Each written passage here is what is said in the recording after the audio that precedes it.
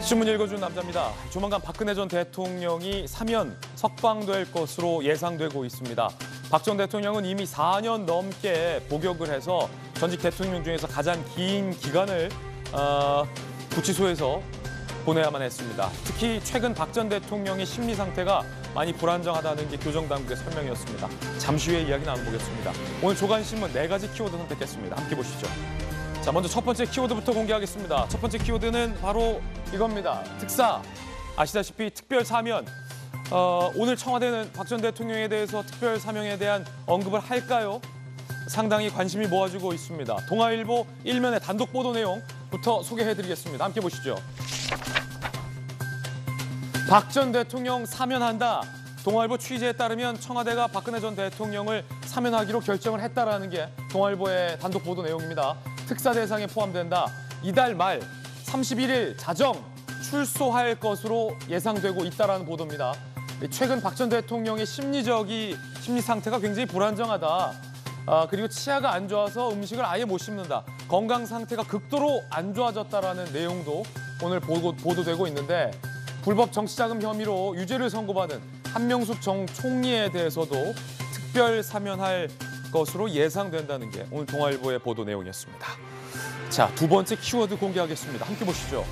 오늘의 두 번째 키워드 바로 RO입니다. RO, Revolution Organization, 혁명 조직. 예상하셨다시피 이석기 전 의원과 관련된 소식입니다. 한겨레 신문입니다. 이석기 전 의원 수감 8년여 만에 가석방이 결정됐습니다.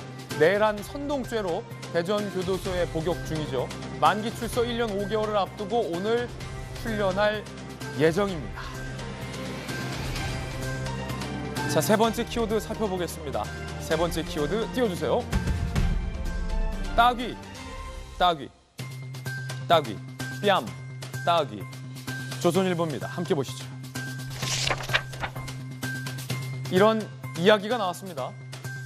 고인이 된 김문기 처장이 초과 이익은 환수해야 된다라고 성남도시개발공사에서 주장하다가 유동규 본부장에게 뺨을 맞았다라는 이야기가 나왔습니다. 전원입니다. 그리고 뉴질랜드 사진이 또 나왔는데 이렇게 이재명 후보가 출장을 갔죠. 김문기 처장 그리고 유동규 본부장과 함께 이재명 후보가 사진을 찍은 모습. 야당에서는 이러고도 모르냐라고 의혹을 제기하고 있습니다. 잠시 후에 이야기 나눠보겠습니다. 자, 계속해서 네 번째 키워드를 살펴보겠습니다. 네 번째 키워드는 그 입. 누구 입? 누구 입? 경향신문입니다. 이준석의 입입니다. 이준석 당대표가 지속적으로 윤핵관에 대해서 비판하고 있습니다. 윤핵관은 장제원 의원이다라고 이제는 실명까지 공개 지목했습니다. 연일 장제원 의원을 비판하고 있는데 전액 맞겠다. 정치 장교냐라고 전면전을 선포하기도 했습니다. 하지만 윤석열 후보 일각에서는 이준석 대표 그 입 제발 다물라라는 쓴소리, 비판의 목소리도 동시에 나오고 있다고 합니다. 지금까지 신문 읽어주는 남자였습니다.